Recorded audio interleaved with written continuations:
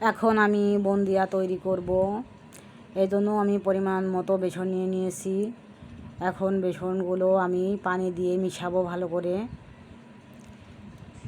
ভালো করে আমি মিশিয়ে নিচ্ছি। এরপরে আমি হাত দিয়েও একটু ভালো করে মেশালাম, যাতে কোনো গোটা গোটা না থাকে। ভালো করে মেশানোর পর আমি ফুড কালার দিয়ে দিচ্ছি।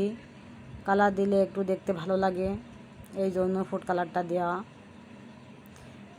ফুড কালারটা দিয়ে আমি ভালো করে মিশিয়ে নিচ্ছি। এরপরে একটা ফ্রাই প্যানে আমি ভেজে নিব এগুলো। আমি একটা চামচের উপরে করে এইভাবে দিচ্ছি আর একটু নেড়ে দিচ্ছি। দেখুন কত সুন্দর হয়েছে। এইভাবে আমি সবগুলো ভেজে নিব এক এক করে।